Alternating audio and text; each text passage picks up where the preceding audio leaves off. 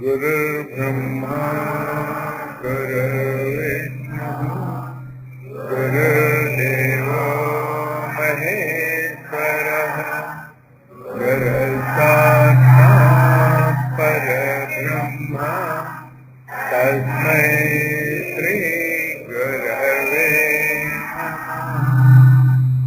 अखण्डमण्डलाकारं व्याप्तं येन चराचरं यत्पदं दर्शितं येन तस्मै श्रीगुरवे नमः।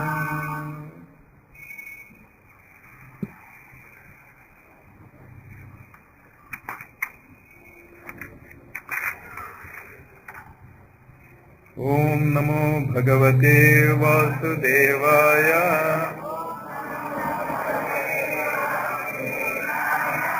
श्रीमद्भागवत महात्म्यम् कृष्णं नारायणं वन्दे कृष्णं वन्दे वजप्रियम् कृष्णं द्वैपायनं वन्दे कृष्णं वन्दे पृथासुतम्। अथ प्रथमोऽध्यायः। सच्चिदानन्दरूपाय विश्वोत्पत्त्यादिहेतवे तापत्रयविनाशाय श्रीकृष्णाय वयं नुमः। यं प्रव्रजन्तमनुपेतमपेतकृत्यम् द्वैपायनो विरहकातराजुहाव। पुत्रेति तन्मयतया सर्वोऽभिनेदुः तं सर्वभूतहृदयं मुनिमानतोऽस्मि। नैमिषे सूतमासीनम् अभिवाद्य महामतिम्। कथामृतरसास्वादकुशलः शौनको ब्रवीत्। 8వ శ్లోకం చూడండి. చింతామణిర్లోకసుఖం సురద్రుస్వర్గసంపదం ప్రయచ్చతి గురుప్రీతో వైకుంఠం యోగి దుర్లభం. 16వ శ్లోకము. క్వ సుధా క్వ కథా లోకే క్వ కాచ క్వ మణిర్మహాన్ బ్రహ్మరాతో విచార్యైవం తదా దేవాన్ జహాసః.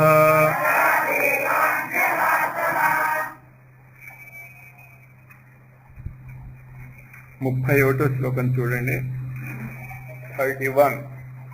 సత్యం నాస్తి తపశ్శౌచం దయాదానం న విద్యతే ఉదరం హరిణో జీవా వరాకాః కూటభాషిణః. 34వ శ్లోకము. ఆశ్రమాయ వనైరుద్ధ తీర్థాని సరితస్తథా దేవతాయతనాన్యత్ర దుష్టైర్నష్టాని భూరిశః న యోగీనైవ సిద్ధో వా న జ్ఞానీ సత్క్రియో నరః కలిదావానలేనాద్య సాధనం భస్మతాంగతం అట్టశూలా జనపదాః శివశూలా ద్విజాతయః కామిన్యః కేశశూలిన్యః సంభవంతి కళావిహ.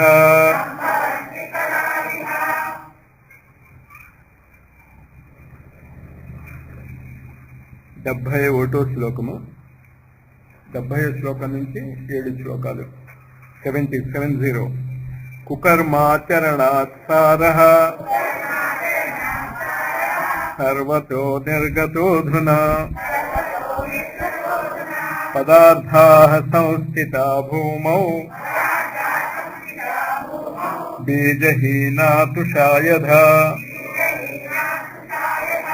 విప్రేర్భాగవతీ వార్తా గేహే గేహే జనే జనే కారితా కణలోభేన కథాసారస్థతో గతః అత్యుగ్రభూరి కర్మాణో నాస్తికారౌరవా జనాః తేపి తిష్టంతి తీర్థేషు తీర్థసారస్తతో గతః కామక్రోధ మహాలోభ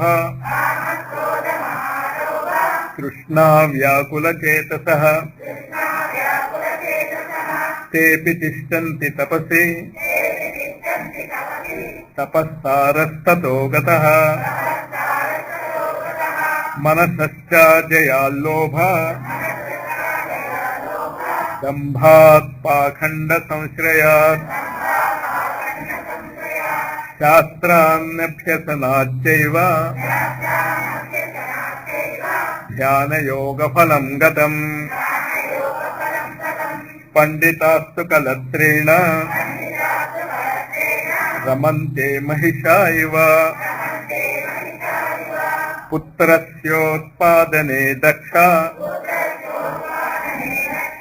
అదక్షా ముక్తి సాధనే నహి వైష్ణవతా కుత్ర సంప్రదాయ పురస్సర ఏవం ప్రళయతాం ప్రాప్తో వస్తు సారస్థలే స్థలే. ద్వితీయోధ్యాయః. నారద ఉవాచ. 13వ శ్లోకం చూడండి. కలినా సదృశ కోపి యుగో నాస్తి వరాననే తస్మిన్ స్వాం స్థాపయిష్యామి గేహే గేహే జనే జనే అన్యధర్మాస్తిరస్కృత్య పురస్కృత్య మహోత్సవం తదా నాహం హరేర్దాసో లోకే త్వాం న ప్రవర్తయే. ఇక్కడ ఈ నారదుడి యొక్క ప్రతిజ్ఞ మనం చదువుకుంటున్నాం. ఈ నారదుడి యొక్క ప్రతిజ్ఞ ఏంటి? భక్తిని నేను ఈ కలియుగంలో ప్రతి ఇంట్లోనూ స్థాపిస్తాను. ఈ కార్యక్రమం చేపట్టినటువంటి మనము నారదుడి యొక్క శిష్యులము కాము, నారదుడి యొక్క కొలీగ్స్ అంటే తెలుసు కదా, సమాన స్థాయిలో పనిచేసేటటువంటి. అది కలిదోషం యొక్క దోషం అన్నమాట. కలియుగ యొక్క అద్భుతమైనటువంటి లాభము. ఎవరిని చూడటానికైతే అనేక మంది మహర్షులు, రాజర్షులు, బ్రహ్మర్షులు తాపత్రయపడుతూ ఉంటారు. ఆ నారదుడు మనకి ఏమయ్యాడు? ఇప్పుడు కొలీగ్ అయ్యాడు. కొలీగ్ అయ్యాడంటే ఎప్పుడు అంటే ఈ పని మనం చేస్తే ఏ పని తస్మిన్ స్థాం స్థాపయిష్యామి గేహే గేహే జనే జనే, ప్రతి ఇంట్లోనూ ప్రతి మనిషిలోనూ కూడా నేను భక్తిని స్థాపిస్తాను. స్థాపించటమే కాకుండా అన్య ధర్మాన్ తిరస్కృత్య, ఇది కాస్త జాగ్రత్తగా వినండి, కొంచెం ప్రమాదకరమైనటువంటి మాట, కానీ అది మాట అర్థం తెలుసుకుంటే అంత ప్రమాదకరమైనటువంటిది కాదు. అన్య ధర్మాన్ తిరస్కృత్య, మిగతా అన్ని ధర్మాలను తిరస్కరించి అంటున్నాడు నారదుడు. మిగతా అన్ని ధర్మాలను ఎందుకు తిరస్కరించాలి అన్నది కాస్త జాగ్రత్తగా అర్థం చేసుకుంటే, మిగతా మతాలను తీసివేయమని కాదు చెప్తున్నది అక్కడ, మిగతా మతాలన్నింటినీ కూడా కలిపేసుకుని. మెహర్ బాబా యొక్క సింబల్ లోగో, సత్యసాయి యొక్క లోగో చూస్తే మీకు అర్థం అవుతుంది. అక్కడ అన్ని ధర్మాలను తిరస్కరించటం లేదు, అక్కడ సర్వమత సమ్మతాయ నమః లేకపోతే స్థాపకాయ నమః. అంచేత అన్ని ధర్మాలను ఉపయోగించేటటువంటి పరిస్థితి ఏర్పడటానికి భారతదేశంలో ఒక అద్భుతం జరిగింది. ఆ అద్భుతము మెల్లిమెల్లిగా మనుషులకి అర్థం అవటం మొదలెడుతుంది. ఐన్స్టీన్ నోబెల్ ప్రైజ్ పొందిన తర్వాత న్యూస్ పేపర్ రిపోర్టర్స్ ఐన్స్టీన్ అడిగారు, మీరు థియరీ ఆఫ్ రిలేటివిటీ కనిపెట్టారు కదా, అది ఎంతమందికి అర్థమైంది అని. అంటే నాకు తప్ప ఇంకో ముగ్గురికి మాత్రమే అది అర్థమైంది అన్నాడు ఐన్స్టీన్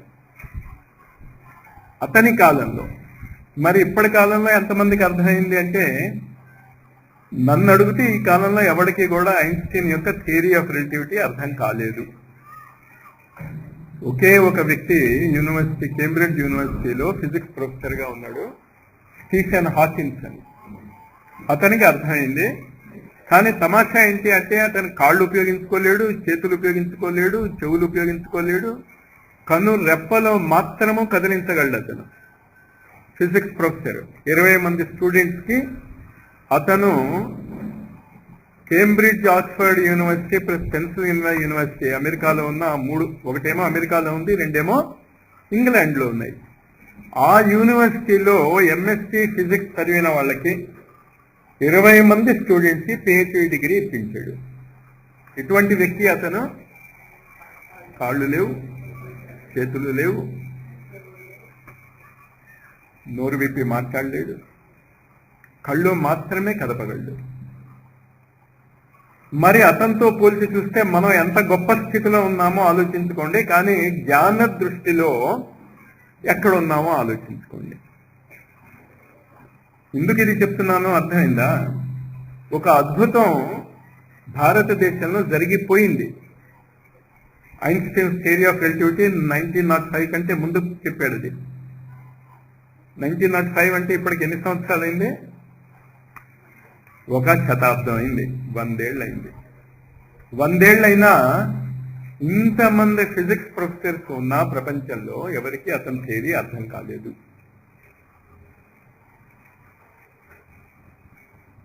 అలాగే ఇప్పుడు నేను చెప్పబోయేటటువంటి విషయాన్ని మీరు విని ఊరుకోండి, అంతకంటే నేనేం మిమ్మల్ని అది అర్థం అయ్యేటట్టు చెప్పేంత శక్తి నాకు లేదు.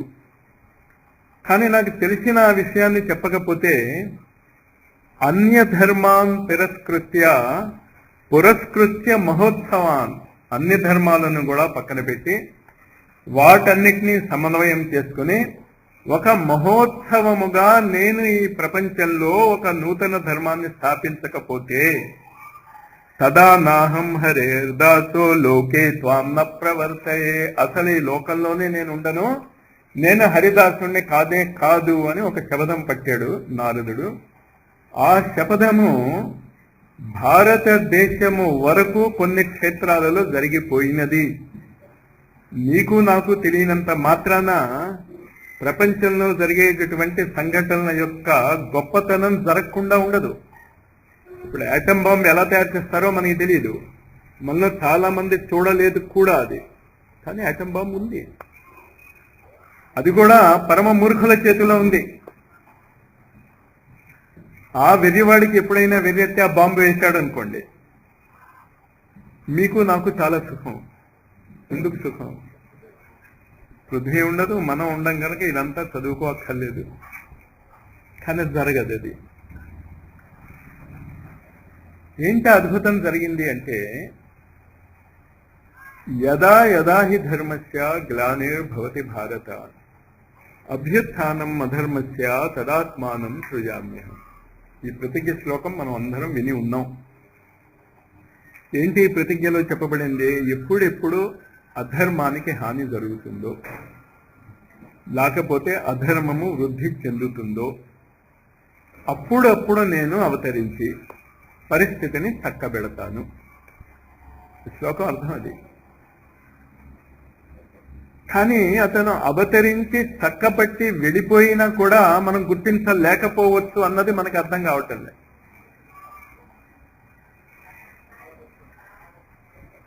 ఉదాహరణకి ఇప్పుడున్నటువంటి విచిత్రమైనటువంటి పొలిటికల్ పరిస్థితుల్లో మనం ఎవరు గవర్నరో, ఎవరు ఎడ్యుకేషన్ మినిస్టరో, ఎవడు చీఫ్ మినిస్టరో, ఎవడు ఏమవుతున్నాడో మనకి కన్ఫ్యూజన్లో గుర్తుండదు. రోజు పేపర్ చదివి ఎవరికైనా ఏదైనా దాని మీద ఇంట్రెస్ట్ ఉంటే తెలుస్తూ ఉంటుంది.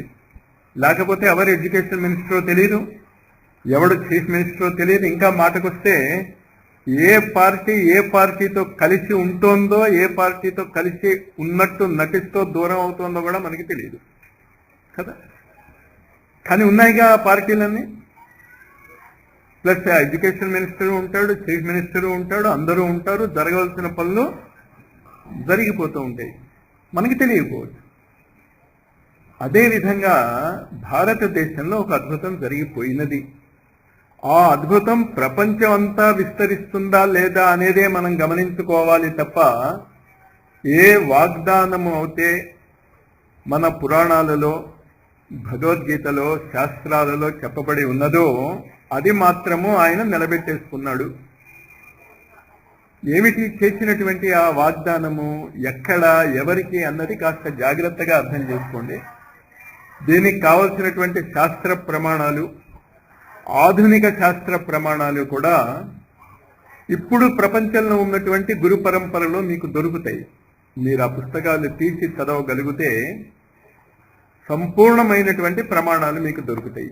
మొట్టమొదటి ప్రమాణం మీకు ఎక్కడ దొరుకుతుంది అంటే, ఇవాళ నేను చెప్పబోయేటటువంటి విషయాన్ని థియోసాఫికల్ సొసైటీలో దొరుకుతుంది. నేను ఎప్పుడూ ఆ మాట వినలేదు మాస్టారు అంటారు. ఇప్పుడే నేను చెప్పానుగా మీరు ఆ మాట అంటారని. అంచేత మీరు ఆ మాట అన్నారు అంటే నా మాట మీరు కరెక్ట్ అని ఒప్పుకున్నట్టే. ఏంటి? థియోసాఫికల్ సొసైటీలో దీని యొక్క నిరూపణ దొరుకుతుంది. ఏ పుస్తకంలో అంటే, మేడం బ్లావెట్స్కి రాసినటువంటి సీక్రెట్ డాక్ట్రిన్ అనేటటువంటి, అంటే రహస్య విద్య లేక గుప్త విద్య అనేటటువంటి 2 వాల్యూమ్స్ ఉన్నాయి. సీక్రెట్ డాక్ట్రిన్ వాల్యూమ్ 1 సృష్టి ఎలా ఆవిర్భవించిందో చెప్తుంది. సీక్రెట్ డాక్ట్రిన్ వాల్యూమ్ 2 మానవ జాతి ఎలా ఆవిర్భవించాడో చెప్తుంది. అందులో ఇప్పుడు నేను చెప్పబోయేటటువంటి 2-3 మాటలకి మీకు ప్రమాణము 2 రకాలుగానూ దొరుకుతుంది. పురాణాల ప్రకారము దొరుకుతుంది, ఆధునిక విజ్ఞాన పరంగా కూడా దొరుకుతుంది. ఇంకో ప్రమాణము మీకు సెల్ఫ్ రియలైజేషన్ ఫెలోషిప్ అని అమెరికాలో ఒక సంస్థ ఉన్నది. భారతదేశంలో ఆ సంస్థ యోగదా సత్సంగ్ సొసైటీ అనేటటువంటి పేరుతో ఉన్నది. ఆ సంస్థ పేరు కూడా మేము వినలేదు అంటారు. మరి అంటారనేగా నేను చెప్పాను, మీకు తెలియదు ఆ సంస్థలని. అక్కడ లాహరి మహాశయ అనేటటువంటి ఒక అద్భుతమైనటువంటి వ్యక్తి శ్వాస ద్వారా అవతారమూర్తిని ఎలా గుర్తించవచ్చో చెప్పాడు. దీని ద్వారా, శ్వాస ద్వారా అవతారమూర్తిని ఎలా గుర్తించాడో చెప్పాలి. ఆ కార్యక్రమాలు జరుగుతున్నాయి. ఇది కాక అరవిందో సొసైటీ అని ఒక సంస్థ ఉంది. ఇది కొంతమంది మీరు విని ఉంటారు. కానీ చాలా మందికి అరవిందో యొక్క యోగ జ్ఞానం గురించి తెలియదు. అరవిందో స్వాతంత్ర సంగ్రామంలో కొంచెం పని చేశాడు కనుక కొంతమందికి ఆ దృష్టితో తెలుసు. ఆయన 3 అద్భుతమైనటువంటి పుస్తకాలు రాశాడు. ఫస్ట్ వరల్డ్ వార్ అప్పుడు ఒకటి, సెకండ్ వరల్డ్ వార్ అప్పుడు ఒకటి, థర్డ్ వరల్డ్ వార్ అప్పుడు ఒకటి. నేనన్న మాట గమనించుకోండి, మీరు తెలిసే అంటున్నాను, నేనేం నోరు జారలేదు. ఏం వారు అన్నాను? 3 పుస్తకాలు రాశాడు ఆయన. ఫస్ట్ వరల్డ్ వార్ అప్పుడు ద లైఫ్ డివైన్ అని రాశాడు. సెకండ్ వరల్డ్ వార్ అప్పుడు ద సింథసిస్ ఆఫ్ యోగా అనే పుస్తకం రాశాడు. థర్డ్ వరల్డ్ వార్ అప్పుడు సావిత్రి అనేటటువంటి ఇంగ్లీష్లో వేద విజ్ఞానాన్ని అందజేశాడు. సంస్కృతంలో ఎలాగైతే వేదాలు ఉన్నాయో, అరబిందో వేదాలను ఇంగ్లీష్ భాషలో వేదాలుగానే అందించాడు. భావం అర్థమైందా? వేదాలు సాధారణంగా ఏ భాష ఉపయోగిస్తాం? సంస్కృతాన్ని ఉపయోగిస్తాం. ఇంగ్లీష్లో రాస్తే అది ఏమవుతుంది? ట్రాన్స్లేషన్ అవుతుంది. కానీ అరవిందో రాసింది ట్రాన్స్లేషన్ కాదు, ఒరిజినలే. ఇంగ్లీష్ భాషలో వేదాలను అందజేశాడు. సావిత్రి అనేటటువంటి పేరుతో ఆ పుస్తకాలలో కూడా మీకు దీని యొక్క నిరూపణ దొరుకుతుంది. ఆయన డేట్ కూడా ఇచ్చాడు దానికి, 24th November 1926. ఆయన 24th November మార్నింగ్ ని చెప్పాడు ఇది. దానికి కొన్ని గంటల ముందే సత్యసాయి అవతరణ భూమి మీద జరిగింది. 23rd November 1926 సిద్ధి డే అని చెప్పబడి ఉన్నది. అది ఈ సమన్వయము చెప్తున్నాడు ఇక్కడ. మహోత్సవంలాగా సర్వధర్మాలను పక్కన పెట్టి ఆ ధర్మాలలో చెప్పబడినటువంటి విషయాలన్నింటినీ కూడా క్రోడీకరించి నేను భారతదేశంలో ఒక నూతన ఆధ్యాత్మిక విజ్ఞానాన్ని సృష్టిస్తాను అన్నాడు. అది జరిగిపోయినది అని చెప్తున్నాను నేను. ఒక పుస్తకం కాదు, మీకు ఎన్ని పుస్తకాలు చెప్పానో ఇప్పుడు. ఇది కాకుండా భారతదేశపు యొక్క ఆత్మకు ఒక నవజీవితం ఇవ్వటానికి ఇంకొక అద్భుతమైనటువంటి వ్యక్తి, కుంభరాశి కుంభయుగము అని చెప్పబడుతూ ఉంటుంది. ఈ కాలాన్ని కాలజ్ఞానం ఉన్నటువంటి వ్యక్తులు ఏమని చెప్తారు అంటే ఈ యుగాన్ని కుంభయుగము అంటాం. ఎక్వేరియన్ ఏజ్ అని ఇంగ్లీష్లో చెప్తాం. ఆ రాశిలో పుట్టినటువంటి ఒక మహానుభావుడు, ఆ కుంభయుగానికి కావలసిన స్వరూపాన్నంతా ఇచ్చి వెళ్ళిపోయినటువంటి వ్యక్తి శ్రీరామకృష్ణ పరమహంస. ఆయన జీవితంలో ఈ మహోత్సవము లాంటి ప్రక్రియ స్టార్ట్ అయిపోయింది, చేసేసాడు ఆయన. కానీ అది మనకి అర్థం కాలే, విదేశీయులకు అర్థమైంది. అంచేత వివేకానందకి వాళ్ళు ఇచ్చినటువంటి గౌరవము మనము ఇప్పటికీ కూడా ఇవ్వలేకుండా ఉన్నాము. 1993లో ఒక పెద్ద నగరంలో రామకృష్ణ సొసైటీ వాళ్ళు ఒకసారి నన్ను మాట్లాడటానికి రమ్మన్నారు. 1993లో ఎందుకు రమ్మన్నారు అంటే 1893 September 11న చికాగోలో వివేకానంద మొట్టమొదటిసారి తన నోరు విప్పాడు. 100 ఏళ్ళు అయింది అప్పటికి. 1893 నుంచి 1993 వరకు. నన్ను పిలవకండి, మీరు పిలిస్తే మిమ్మల్ని తిడతాను నేను అన్నాను. ఆ వచ్చినటువంటి సెక్రటరీలు వాళ్ళు, అదేంటి సార్ మమ్మల్ని ఎందుకు తిడతారు అన్నాను. వివేకానంద 1893లో చెప్పిన దాన్ని ఇప్పటికీ మీరు చాలా గొప్పగా మీ సంస్థల్లో చెప్పుకుంటే అర్థం ఏమిటి అని అడిగాను. అర్థం ఏమిటి మీకు అర్థమైందా ఏంటో? 1893లో వివేకానంద చెప్పింది చాలా గొప్ప అని ఇప్పటికీ మీకు అనిపిస్తే ఈ 100 ఏళ్ల బట్టి మీరు ఏం చేసినట్టు? అలా ఉంది మన పరిస్థితి. అర్థమైంది వాళ్ళకి. మీరు రావద్దండి అన్నారు. నేను చెప్పింది కూడా అదే కదా అన్నాను.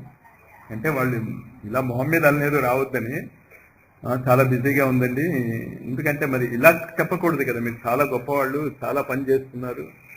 ఇది చేయటంలే మనకి. నాకు బాధ వేస్తుంది మిమ్మల్ని అందరినీ కూర్చోబెట్టి ఇంకా భాగవతం యొక్క మాహాత్మ్యం చెప్పవలసినటువంటి పరిస్థితి ఏర్పడింది. ఇంకా అసలు మనం ఎక్కడికి వెళ్ళాలి? అసలు దాని లోతుల్లోకి వెళ్ళాలి. అంచేత ఇంకొక ప్రూఫ్ మీకు ఎక్కడ దొరుకుతుంది అంటే రామకృష్ణ పరమహంస యొక్క చరిత్రని స్పష్టంగా మీరు అర్థం చేసుకుంటే అందులో ఒక సంఘటన మాత్రమే నేను చెప్తాను, నేను అది అర్థం చేసుకోండి. రామకృష్ణ పరమహంస ఏం చెప్తాడు అంటే, ఒకసారి నేను ధ్యానంలో కూర్చుని ఉన్నాను, ఎక్కడికో ఉచ్చ లోకాలకి వెళ్ళిపోతున్నాను. ఆ ఉచ్చలోకంలో నేను ఒక పొడుగాటి గడ్డపు ఉన్నటువంటి పరమ తేజస్వి అయినటువంటి మహావృద్ధుణ్ణి చూశాను ధ్యానంలో అంటాడు. ఏదో లోకంలో ఉచ్చ లోకాలలో మహా తేజోవంతుడైనటువంటి పొడుగాటి గడ్డము అది ఉన్నటువంటి ఒక మహా వ్యక్తిని చూశాను. అతను ధ్యానంలో ఉన్నాడు. అతను ధ్యానంలో ఉన్నప్పుడు అంతకంటే పై లోకాల నుంచి ఒక చిన్న బాలుడు ఈ మహాయోగి ఒడిలో దిగుతాడు. మహాయోగి ధ్యాన స్థితిలో ఉన్నాడు. ధ్యాన స్థితిలో ఉన్నాడు కనుక అతని ఒడిలో ఉన్నటువంటి అంతకంటే పై లోకాల నుంచి వచ్చినటువంటి పిల్లవాడిని గుర్తించలేదు. అప్పుడు పిల్లవాడు ఏం చేస్తాడు? గడ్డం పీకుతాడు. గడ్డం పీకితే అతను కళ్ళు తెరుస్తాడు. కళ్ళు తెరిస్తే ఆ పిల్లవాడిని చూస్తే పిల్లవాడు ఏమంటాడు? నేను భూమి మీదకి వెళ్తున్నాను, నాకు సహాయపడటానికి నువ్వు రా అని తర్వాత ఆయన చెప్తాడు. బ్రహ్మ సమాజంలో కేశవ్ చంద్ర సేను వాళ్ళు ఉన్నప్పుడు చెప్తారు, ఆ చిన్న పిల్లవాడిని నేను అంటే రామకృష్ణ పరమహంస, ఆ గడ్డ పైనవాడు వివేకానంద. అంటే ఆ యుగావతారము అనేటటువంటిది జరిగిపోయి కొన్ని 50-60 ఏళ్ళు దాటిపోయినా కూడా మనం ఇంకా అవతారం వస్తుందని వెయిట్ చేస్తూ ఉన్నాం. చేయగలిగితే మీరు అవతారానికి సహాయపడండి, లేకపోతే కనీసం అడ్డు తగలకండి.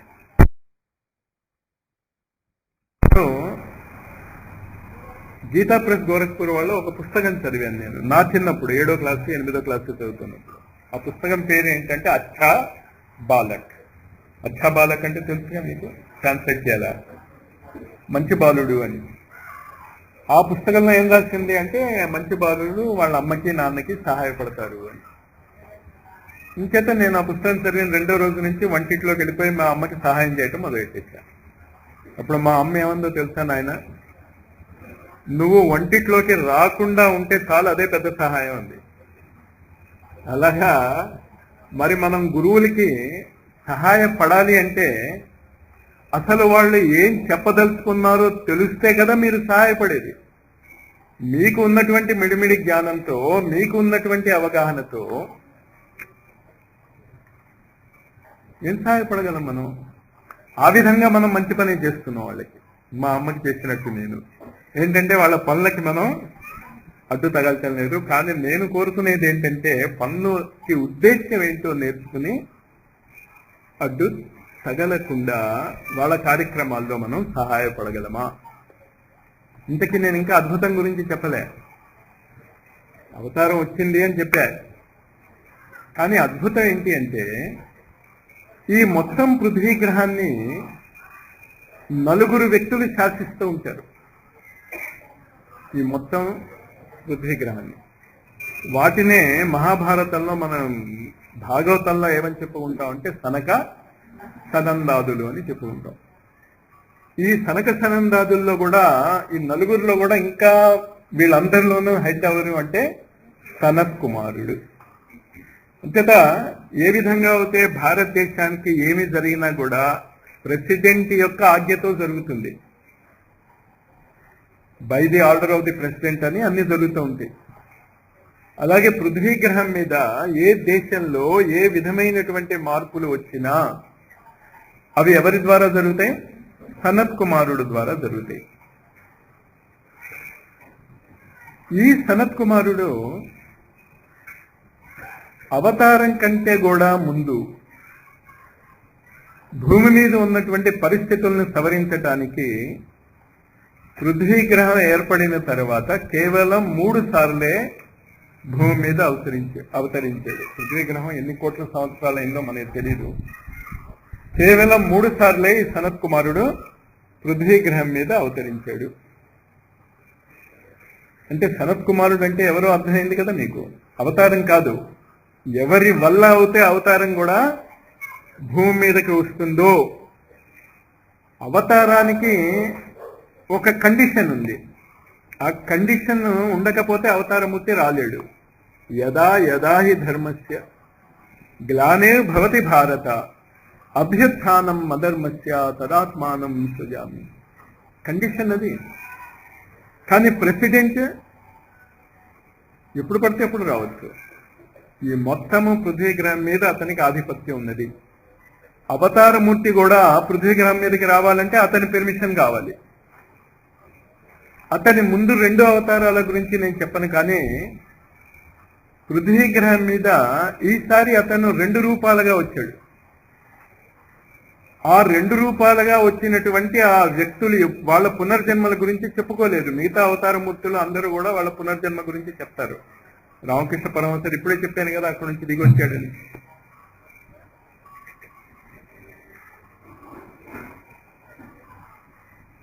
అరబిందో చాలా అవతారాల గురించి చెప్పుకున్నాడు, తన యొక్క ఇదివరకుటే అవతారాల గురించి. భావం అర్థమవుతుందా? చెప్పింది కొంచెం జాగ్రత్తగా అర్థం చేసుకోండి. అవతారమూర్తి ఒక జన్మ పరంపరలో ఉంటాడు, కానీ అతను ఎప్పుడు పుడుతూ ఉంటాడు? యదా యదా హి ధర్మస్య, అప్పుడు పుడుతూ ఉంటాడు. కానీ అతనికి జన్మ పరంపర ఉన్నది. కానీ ఈయనకి, ఎవరికి? ఆయనకి జన్మ పరంపర లేదు. Is beyond that. ఈనాడు ఈ మధ్య కాలంలో మన దేశంలో పుట్టినటువంటి 2 వ్యక్తులు పునర్జన్మల గురించి మాట్లాడలేదు. ఒకటి రమణ మహర్షి, ఇంకోటి జిల్లేళ్ళు మూడమ్మ. వాళ్ళు వాళ్ళ అందరూ చెప్పుకుని వచ్చారు, కానీ వాళ్ళు మాత్రము వీరు సనత్ కుమారుల అవతారము అని సర్టిఫికేట్ ఇచ్చిన వ్యక్తి ఎవరో తెలుసా? పరమాచార్య. పరమాచార్య అంటే ఎవరు తెలుసు కదా. ఆయన మీద మనకి చాలా అభిమానము ఉంది, గౌరవము ఉంది. ఆయన డైరెక్ట్ గా ఒక పబ్లిక్ స్పీచ్ లో ఈ మాట చెప్పలేదు. ఏ మాట? రమణ మహర్షి అండ్ జిల్లేళ్ళముడమ్మ సనత్ కుమారుల యొక్క ఖండావతారాలు అని చెప్పలేదు. కానీ అది చదివితే మీకు అర్థమైపోతుంది. ఎందుకు ఇదంతా చెప్తున్నాను? ప్రతి పూర్ణమి నాడు మీరు ఏ పని చేసినా చెయ్యకపోయినా దగ్గరగా ఉన్న జిల్లేడుమూడికి వెళ్ళి పూర్ణిమ నాడు అక్కడ గడప గలిపితే చాలా మంచిది. ఇంత పెద్ద అథారిటీతో చెప్తున్నా, చెప్పిన పూర్ణిమకి ఒక రోజు ముందు నేను చెప్పుంటే ఎవరో వెళ్తారు. దాని తర్వాత బస్సులు వేసుకు వెళ్ళమని చెప్పినా ప్రారంభం అంటే అది. అంత అద్భుతమైనటువంటి వ్యక్తుల సమాధి అక్కడ ఉన్నది. చింతామణి లోక సుఖం. చింతామణి అంటే అక్కడ ఉన్నదెవరు? మామూలు గురువు కాదు. గురువులందరికీ కూడా నువ్వు పుట్టు ఈ దేశంలో, ఫలానా దేశంలో, భారతదేశంలోనే కాదు, పృథ్వీగ్రహాధిపతి అంటే ఎక్కడ ఆధ్యాత్మికమైనటువంటి ధర్మ ప్రభుత్వం ఉంటుందో అక్కడక్కడ ఈ సనత్ కుమారుడు యొక్క పెర్మిషన్ కావాలి.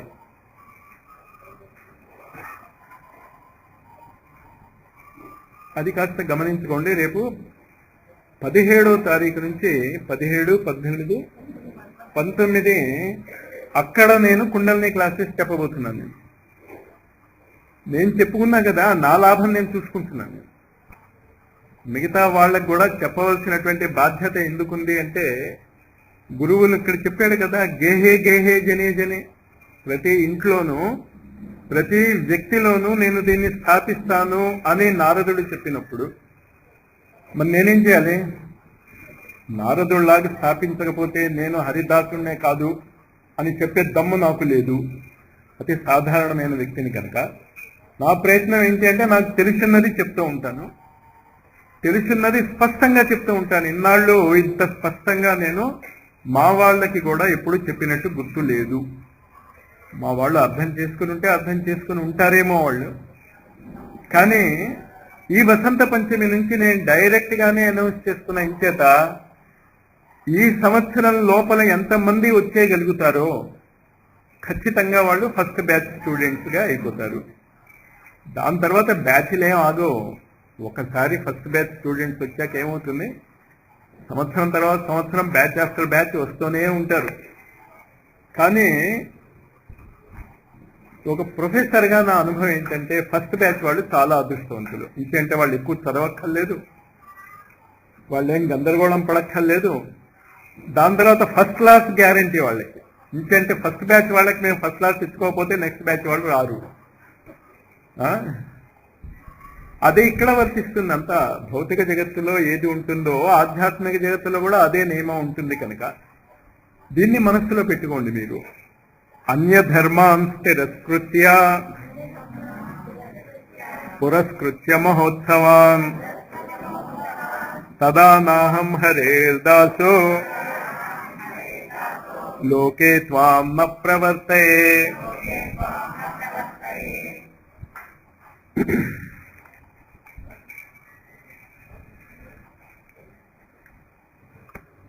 సరే, ఇలాగా నారదుడు భక్తికి చెప్పి నేను ఏదో ఒక విధానాన్ని అవలంబించి ముసలిగా శక్తిహీనులైపోయినటువంటి ముసలవాళ్ళు అయిపోయినటువంటి కోమాలో ఉన్నటువంటి పిల్లలను నిద్ర లేపటానికి ప్రయత్నిస్తాను అన్నాడు.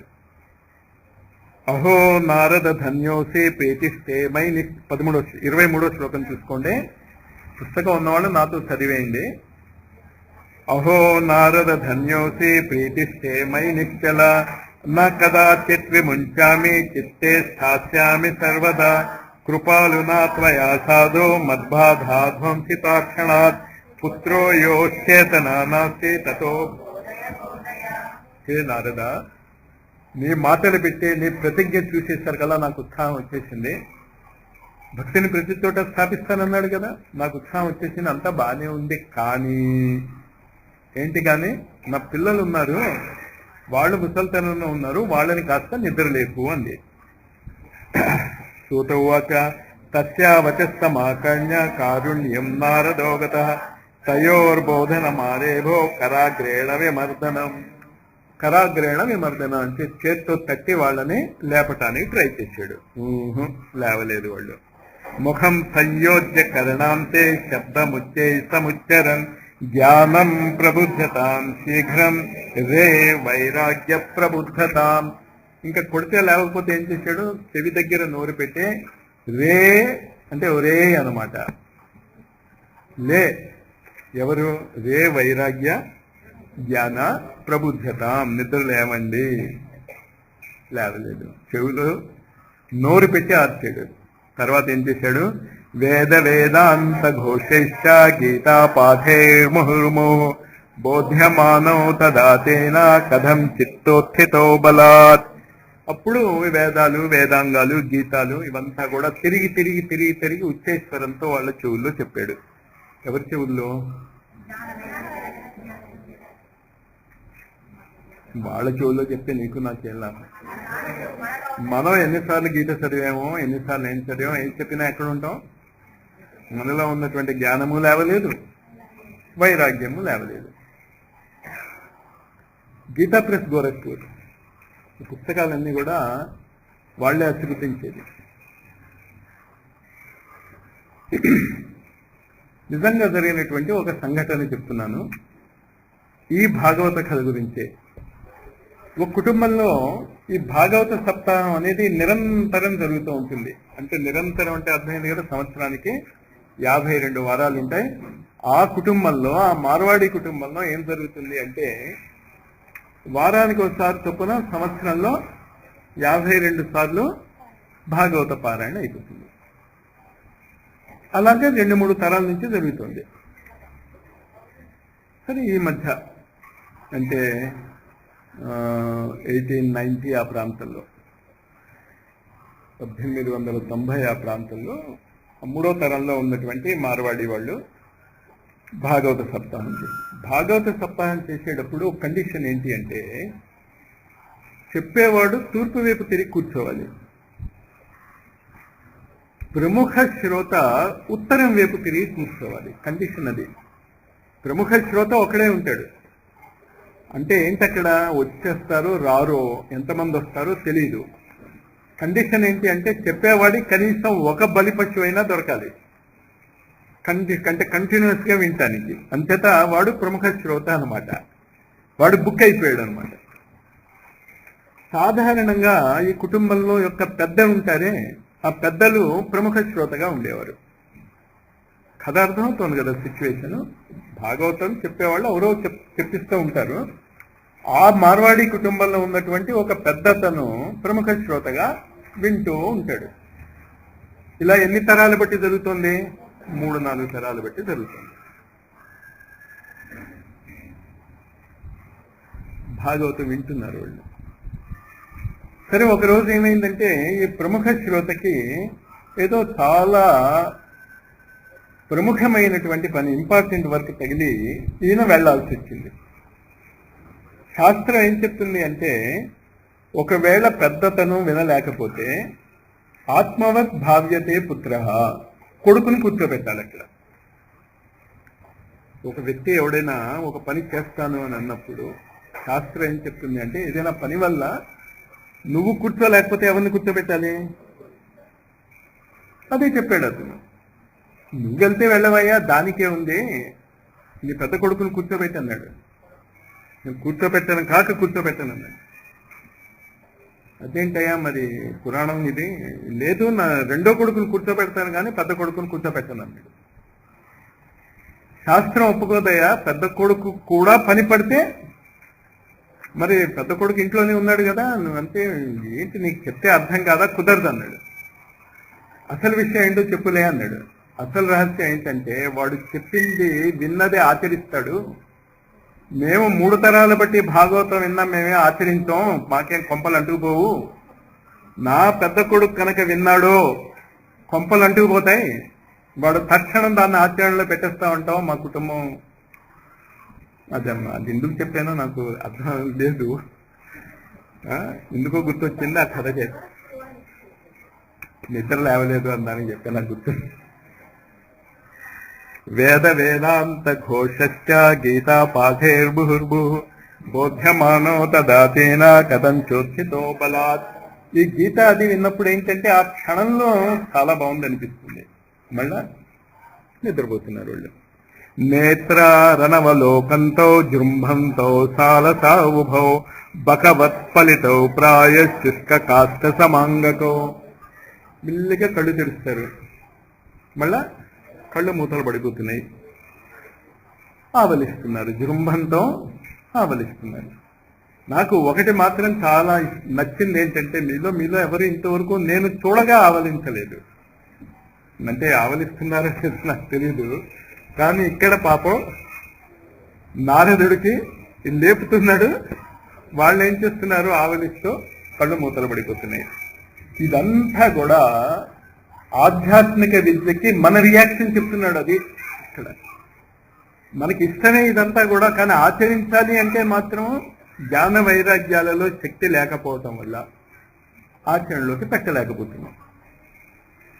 క్షుక్షామౌతో నిరీక్షైవ పునఃస్వాపరాయణో ఋషిశ్చింతా పరోజాత కిం విశ్రేయం. ఇప్పుడు నారదుడికి టెన్షన్ వచ్చింది. నేనేమో భక్తికి చెప్పేశాను, నీ జ్ఞాన వైరాగ్యాలను నిద్ర లేపిస్తానని. తనకున్న జ్ఞానం అంతా మంత్రాలు, జపాలు, వేదాలు, గీతలు అంతా చెప్పాడు, లేపాడు, కుదిపాడు. ఆవలిస్తున్నారు, నిద్రపోతున్నారు. ఎలాగ నేను నా మాట నిలబెట్టుకోవాలి అంటున్నాడు. అహో నిద్రా కథం యాతి వృద్ధ పంచమహత్తరం చింతయన్నితి గోవిందం స్మారయామాస భార్గవ.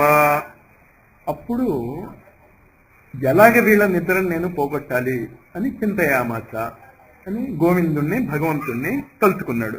వ్యోమవాణి తదేవభూన్ ఋషే క్షిప్యతామితి ఉద్యమ సఫలస్తేయం భవిష్యతి న సంశయ. అప్పుడు ఆకాశవాణి ఇచ్చింది, హే నారద, నువ్వు గాభరా పడకు, నీ యొక్క ప్రయత్నము ఖచ్చితంగా సఫలమవుతుంది. ఈ వ్యోమవాణి అనేటటువంటిది గుర్తుంచుకోండి. సామూహికంగా ఇప్పుడు ఉన్నటువంటి వ్యోమవాణి అంటే మొబైల్ ఫోన్స్. కానీ ఈ మొబైల్ ఫోన్స్ కంటే ముందు నారదుడి దగ్గరికి ఒక మొబైల్ ఫోన్ ఉందన్నమాట, వ్యోమవాణి. ఏం చెప్పిందా మొబైల్ ఫోను? నువ్వేం గాభరా పడకు, ఖచ్చితంగా నీ యొక్క ప్రయత్నము ఏంటా ప్రయత్నము?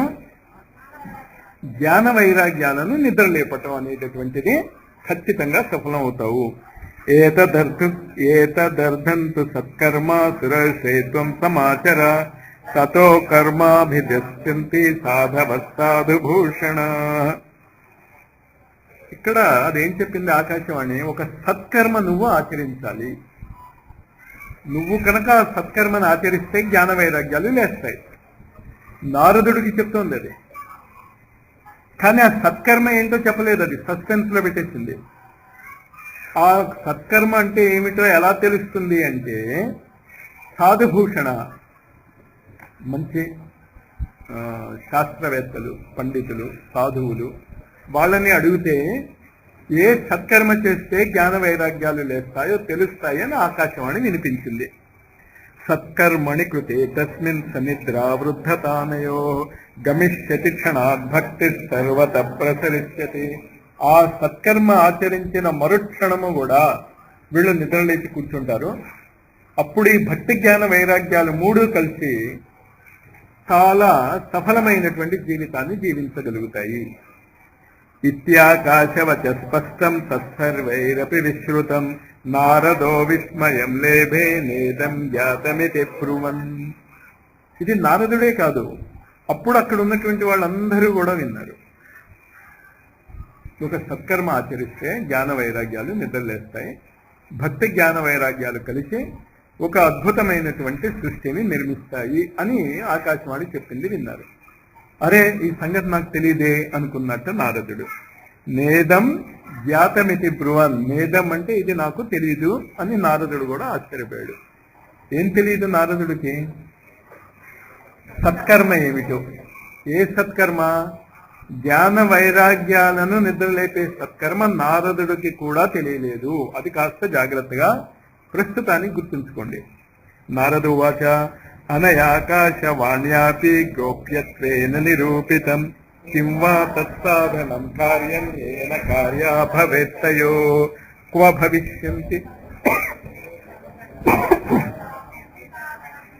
భవిష్యంతి సంతస్తే కథం దాస్యంతి సాధనం మయాత్ర కిం ప్రకర్తవ్యం యదుక్తం వ్యోమ భాషయ. కానీ ఆ సత్కర్మ అంటే ఏమిటి? ఆ సత్కర్మ నాకు చెప్పగలిగేటటువంటి మహానుభావులు ఎక్కడ దొరుకుతారో చెప్పలేదే అని ఆలోచించుకుంటున్నాడు నారదుడు. సూతోవాచ తత్ర ద్వాపపి సంస్థాప్య నిర్గతో నారదో ముని తీర్థం తీర్థం వినిష్కమ్య పృచ్చన్ మార్గే మునీశ్వరాన్. అప్పుడు ఆ జ్ఞాన వైరాగ్యాలను అక్కడే వదిలేసి తీర్థాలకి కనిపించినటువంటి ప్రతి మహానుభావుని కూడా ఇలా నాకు ఒక ఆకాశవాణి వచ్చింది, జ్ఞాన వైరాగ్యాలను నిద్ర లేపుదాము అని నేను ప్రయత్నించాను, ఆ ప్రయత్నము సఫలము కాలేదు. ఏ సత్కర్మ చేస్తే జ్ఞాన వైరాగ్యాలు నిద్ర లేస్తాయో నాకు చెప్పండి అని అందరినీ అడగటం మొదలెట్టాడు.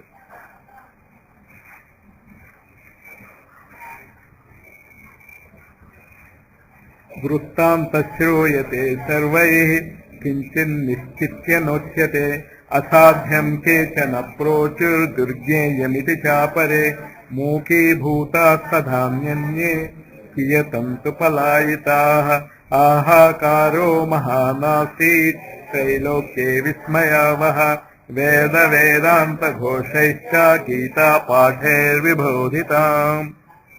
అప్పుడు మూడు రకాలైనటువంటి రియాక్షన్స్ వచ్చాయి. మొదటిది ఏంటి అంటే, కొంతమంది కించిన్ నిశ్చిత్య నోచ్యతే, నిశ్చయంగా ఇదే చెయ్యి అని ఎవరు చెప్పలేదు. కొంతమంది ఇది చేయొచ్చు, అది చేయొచ్చు. ఇంతకీ ఏం చేయమంటావు? ఇది చేయొచ్చు, అది చేయొచ్చు. ఇప్పుడు డాక్టర్స్ లాగా అనమాట. ఒక డాక్టర్ ఏం చెప్తాడు? ఆపరేషన్ చేయాలంటాడు. ఇంకో డాక్టర్ ఏం చెప్తాడు? మందులతో తగ్గి. ఇప్పుడు ఏం చేయాలి? ఏం చేయాలి? మనం ఏం చేయలేము. అది పరిస్థితి అయింది అక్కడ. కించిన్ నిశ్చిత్య నోచ్యతే, ఇది నిశ్చయంగా చెయ్యి అని ఏ మహానుభావుడు చెప్పలేదు.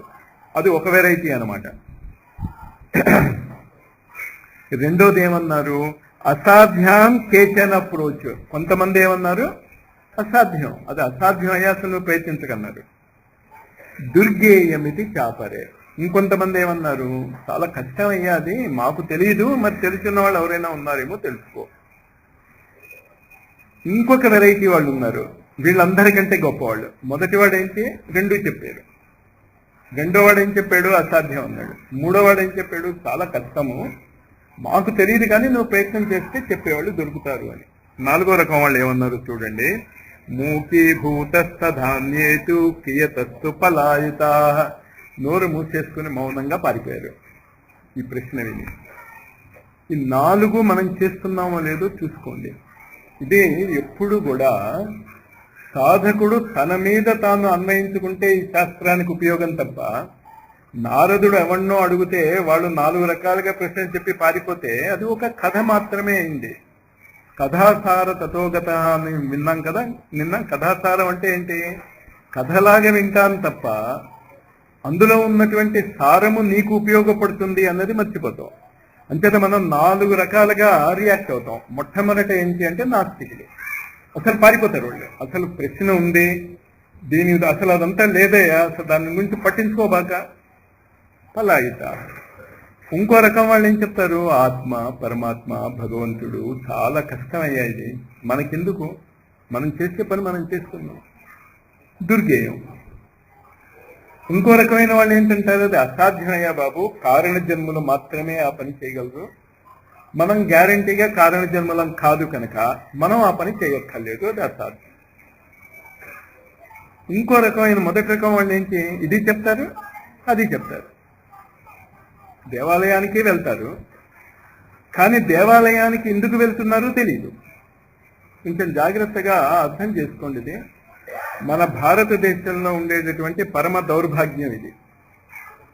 కామర్స్ కాలేజీకి సైన్స్ చదువుకోవటానికి వెళ్తున్నాను అని ఎవడైనా అన్నాడు అనుకోండి, కామర్స్ కాలేజీకి ఒప్పుకుంటారా? ఎక్కడికి వెళ్ళాడు వాడు? అంతే కదా. నాకు మెడిసిన్ నేర్చుకోవాలని ఉంది, ఇంజనీరింగ్ కాలేజీకి వెళ్తున్నాను అంటే నువ్వు ఏ విద్యాలయానికి వెళ్తున్నావో ఖచ్చితంగా ఆ విద్యాలయంలో ఒక విద్య నేర్చుకోవటానికి వెళ్తున్నావు నువ్వు కదా. ఉత్తినే వెళ్తున్నావా? డబ్బు ఖర్చు పెడతావా? పుస్తకాలు కొంటావా, కొనవా? ఇంకా ఏం చేస్తావు? విద్యాలయంలో అలా వెళ్ళి అటెండెన్స్ ఇచ్చి వచ్చేస్తావా?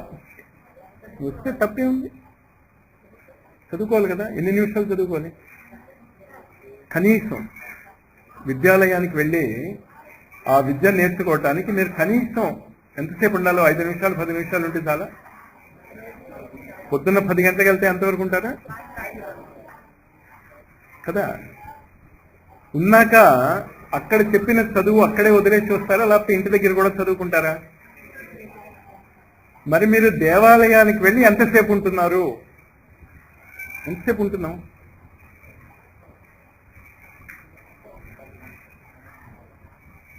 ఏ విద్య నేర్చుకుంటున్నారు?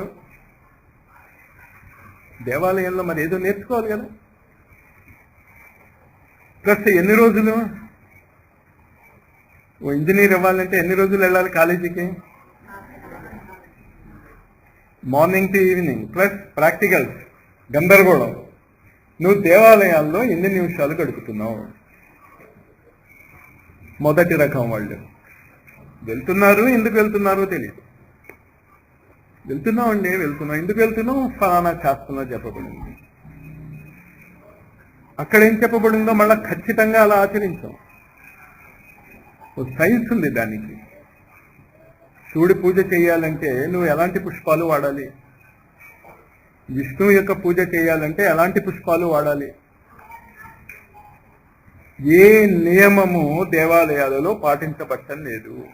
పాటించబడకపోతే రిజల్ట్ ఎలా వస్తే మీకు? రిజల్ట్ రావటం లేదు కనుక మనం ఏమంటాం? దేవుడు లేడు. ఎందుకు లేడు అంటే నా నౌకర్లాగా పనిచేయటం లేదు. ఇక దేవుడి పని ఏంటి అంటే నీ కోరిక తీర్చేయాలి. ఎందుకు తీర్చాలి? ఒకసారి ఆయన ప్రత్యక్షం ఏరా నీ కోరిక నేను ఎందుకురా తీర్చాలి అని అడిగాడు అనుకో, ఏం చెప్తాం మనం? నీకు భక్తి కూడా లేదా, నిరంతరము ఆయన మీదే ధ్యాస ఉండి చూడు మోహం వచ్చేసింది, నిన్ను మర్చిపోలేకుండా ఉన్నాను. ఈ మీరాబాయి వాళ్ళు అలాగా కదా.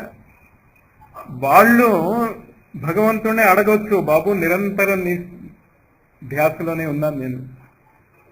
మనం ఏ ధ్యాసలో ఉన్నాం అక్కడ కూడా కొత్త చెప్పులు ఒకసారి వేసుకు వెళ్ళాను నేను, మిగతా వాళ్ళ సంగతి నాకు తెలియదు. కొత్త చెప్పులు వేసుకుని సాయి గుడికి వెళ్ళాను నేను. ఏం జరిగిందో మీకు తెలుసా?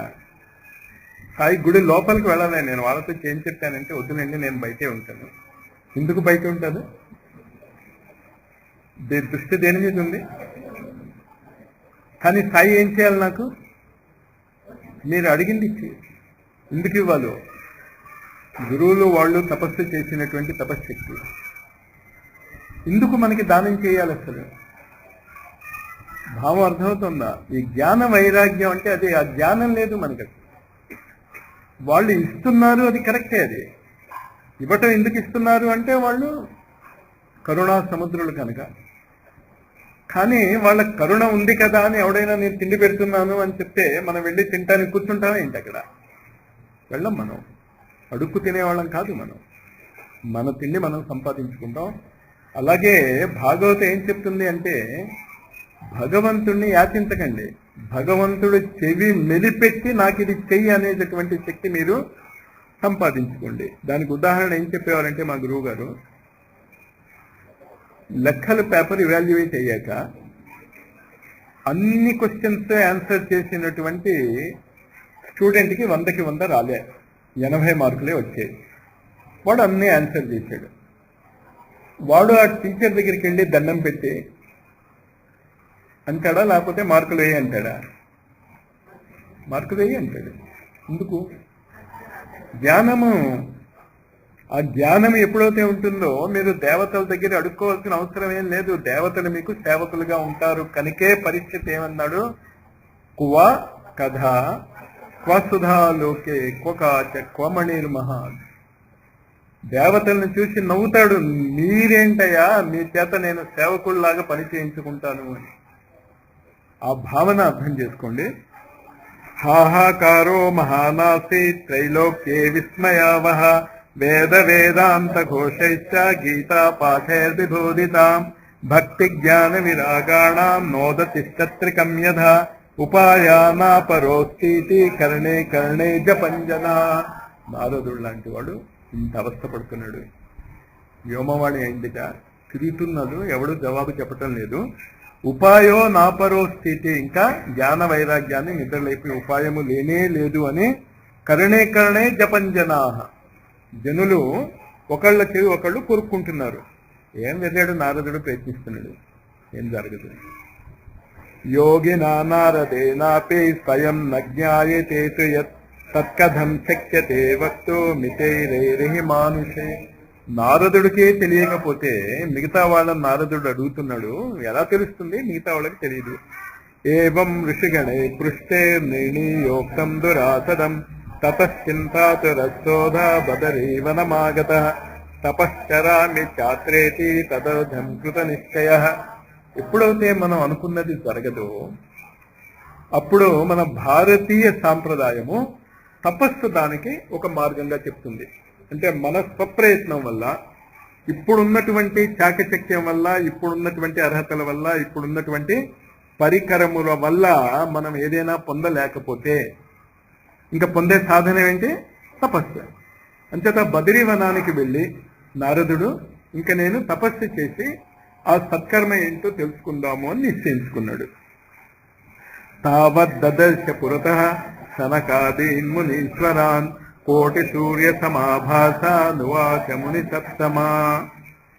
అప్పుడు నారదుడికి తనకి ఎదురుకుండా 4 కుమారులు కనిపించారు, సనకాదికులు. నారదు వాచ ఇదానీం భూరి భాగ్యేన భవద్భి సంగమో భవత్ కుమారా బ్రవత శీఘ్రం కృపాం కృత్వా మమోపరే. హే కుమారులారా, నా మీద దయ ఉంచి నా ఈ సమస్యకి మీకు ఏదైనా సొల్యూషన్ ఉంటే చెప్పండి అన్నాడు. భవంతో యోగిన సర్వే బుద్ధిమంతో బహుశ్రుతా పంచహాయాన సంయుక్త పూర్వేషామపి పూర్వజ.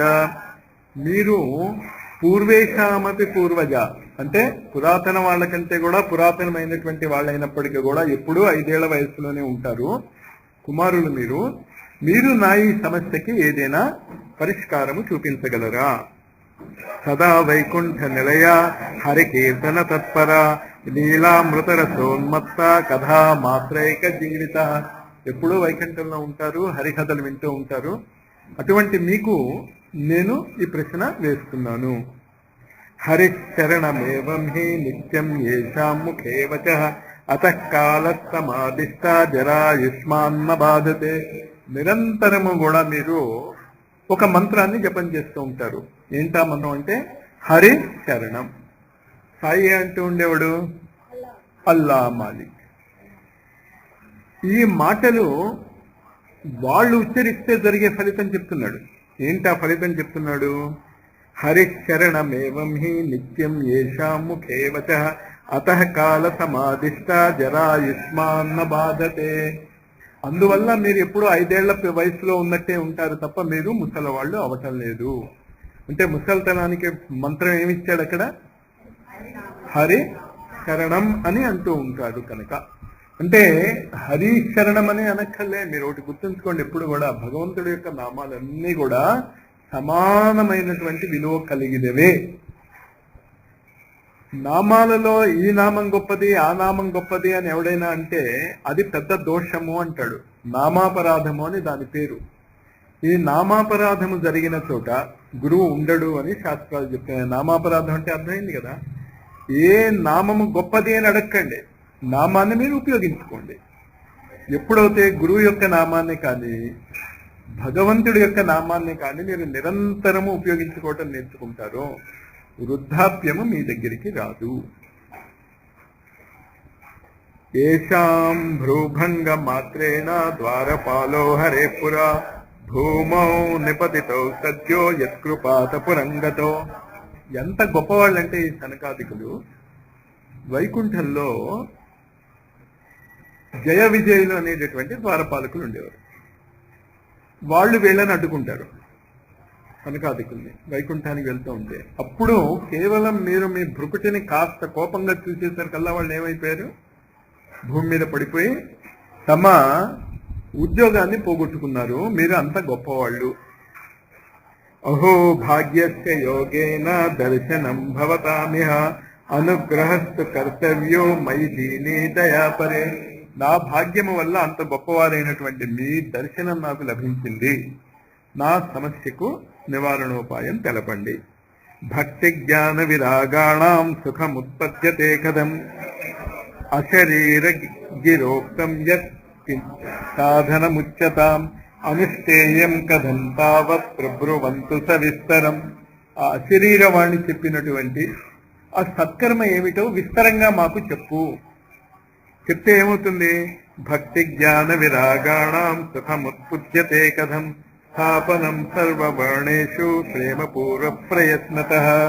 అప్పుడు ఈ భక్తి జ్ఞాన వైరాగ్యాలను అన్ని వర్ణాలలోకి నేను ప్రవేశింపబెట్టగలుగుతాను. కుమారా ఊచు మా చింతాం కురు దేవర్షే హర్ష చిత్తే సమావహ వర్తతే పూర్వ ఏవ హి. మీరేమి కంగారు పడుతున్నారదా? దీనికి ఉపాయం ముందే ఉంది.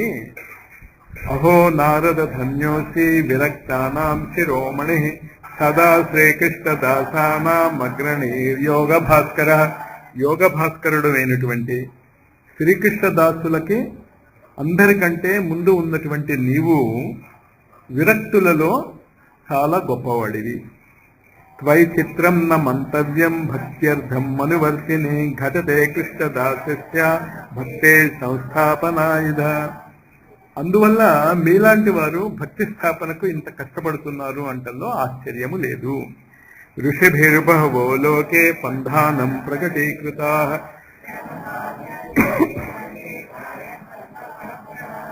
ఋషులు ప్రపంచంలో అనేక మార్గాలు చెప్పారు. కానీ అనేక మార్గాలన్నీ కూడా స్వర్గఫలాన్ని ఇస్తాయి తప్ప వైకుంఠాన్ని ఇవ్వవు. ఇది కాస్త జాగ్రత్తగా మీరు అర్థం చేసుకోండి.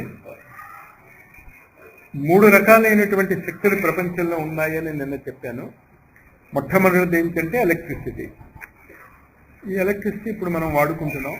కానీ ఎలక్ట్రిసిటీ యొక్క ఏ రూపము త్వరలో ప్రచారంలోకి వస్తుందని చెప్పాను నేను. లైట్ ఎనర్జీ ప్రచారంలోకి చాలా త్వరలో రాబోతోంది. Already it is in use. Operations వాటిలో దాన్ని ఉపయోగిస్తున్నారు. ఇది కాక ఇంకొక శక్తి ఉంది ప్రపంచంలో, ప్రాణశక్తి. ఇది కాక ఇంకొక శక్తి ఉంది, కుండల్ని. ఈ ఋషులు ఉపయోగించుకునేటటువంటి శక్తి ఇటు కాంతి కాదు, ఇటు కుండల్ని కాదు. ఏ శక్తిని ఉపయోగించుకుంటారు వాళ్ళు అంటే ప్రాణశక్తిని ఉపయోగించుకుంటారు. ఆ ప్రాణశక్తి మీకు ఏం చేయగలదు అంటే స్వర్గ ఫలాన్ని ఇవ్వగలదు. యోగుల్నిగా మిమ్మల్ని తయారు చేయలేదు, మిమ్మల్ని వైకుంఠంలోకి తీసుకువెళ్ళలేదు. ఇది కాస్త జాగ్రత్తగా మనసులో గుర్తుంచుకోండి. ఎందుకంటే ఇవంతా చెప్పాలి అంటే మెల్లిమెల్లిగా తర్వాత మీలో ఇంట్రెస్ట్ ఉన్నవాళ్ళు, మేము ఇది ఓ పద్ధతిగా నేర్చుకుంటాం. ఎలా నేర్చుకోవాలి? ఇప్పుడు దేవాలయానికి వెళ్తున్నట్టు కాదు.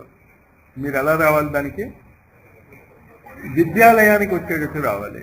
ఎందుకంటే 1 గంట సాయంత్రం పూట ఎప్పుడో మనం ఇలా చెప్పాలి అంటే ఈ విషయాలు పూర్తిగా చెప్పలేను నేను. కానీ భారతీయులమైనటువంటి మనకి ఈ విషయాలు తెలుసు అని కూడా గుర్తుంచుకోండి. మీరు మర్చిపోయారంటే దాన్ని పట్టించుకోక. ఇంతట 3 శక్తులు అర్థం చేసుకోండి. మొదటిది ఏంటి? ఎలక్ట్రిసిటీ. ఎలక్ట్రిసిటీలో ఇంకా స్పెషలైజేషన్ దేని మీద వస్తుంది? లైట్ మీద వస్తుంది. సరే, అది జరుగుతుంది ప్రపంచంలో. రెండోది ఏంటి? ప్రాణశక్తి. ఇది ఋషులు చెప్పేది. ఈ ప్రాణశక్తి గురించి చెప్పేటటువంటి ఋషులు 4 రకాలుగా ఉంటారు. ఈ 4 రకాలుగా ఉండేటటువంటి ఈ ఋషులు 4 రకాలైనటువంటి శక్తులను ఉపయోగించుకుంటారు అన్నది గుర్తుంచుకోండి. ఆ మాట కొంచెం మీకు కరుకుగా ఉన్నా కొంచెం గుర్తుంచుకోండి. ప్రేత, రాక్షస, అసురులు. ఇది ప్రాణశక్తిని ఉపయోగించుకునేటటువంటి ఋషులు ఉపయోగించుకునేటటువంటి ప్రాణశక్తులు. భగవద్గీతలో కూడా ఈ ప్రాణశక్తిని ఉపయోగించుకునేటటువంటి ఒక విశేషమైనటువంటి చాప్టర్ ఉంది. దాన్ని 16వ అధ్యాయంలో దైవ అసుర గుణ సంపద్ విభాగ యోగము అని చెప్తాం. ప్రాణశక్తి గురించి అక్కడ చెప్పబడి ఉన్నది. ఈ 4 రకాలైనటువంటి ఋషుల్ని మీరు గుర్తుంచుకోండి. మొదటిది ఋషి, ఋషి తర్వాత మహర్షి, మహర్షి తర్వాత రాజర్షి, రాజర్షి తర్వాత బ్రహ్మర్షి. ఈ 4 ప్రాణశక్తిని ఉపయోగించుకుంటారు. దేవర్షి అనేటటువంటి వాళ్ళు కుండలిని శక్తిని ఉపయోగించుకుంటారు. ఈ తేడా గుర్తుంచుకోండి. ఆ ఋషుల మధ్య, మహర్షుల మధ్య, రాజర్షుల మధ్య, బ్రహ్మర్షుల మధ్య తేడా తెలియాలి మీకు. అందరూ లెక్చరర్సే, కానీ లెక్చరరు, రీడరు, ప్రొఫెసరు అని 3 రకాలు ఉన్నాయి అక్కడ. కానీ అందరూ పాఠాలే చెప్తారు. కానీ మీకు తెలుసు ప్రొఫెసర్ చాలా గొప్పవాడని. అలాగే ఋషుల్లో కూడా ఋషి, మహర్షి, రాజర్షి, బ్రహ్మర్షి, ఇవి 4 లెవెల్స్. ఇదంతా కాకుండా ఈ 4 లెవెల్స్ ఏం చెప్తాయంటే ప్రాణాలను గురించి మాట్లాడతాయి, ప్రాణశక్తి గురించి ఉపయోగించుకుంటారు వాళ్ళు. దేవర్షి ఏ శక్తిని ఉపయోగించుకుంటాడు? కుండలిని శక్తిని ఉపయోగించుకుంటాడు. కుండలిని శక్తిని ఉపయోగించుకుంటే తప్ప వైకుంఠానికి నువ్వు వెళ్ళలేవు. అదొక ప్లేన్ ఆఫ్ కాన్షియస్నెస్ అన్నమాట. భావం అర్థమవుతుంది కదా? ఈ తేడా గుర్తుంచుకుని వినండి. ఇది ఏం చెప్తున్నాడు ఇక్కడ?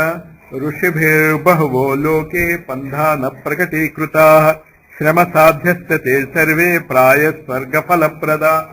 ఋషులు చెప్పినటువంటిదంతా కూడా కష్టసాధ్యము, క్రమక్రమంగా మీరు చేయవలసి ఉంటుంది.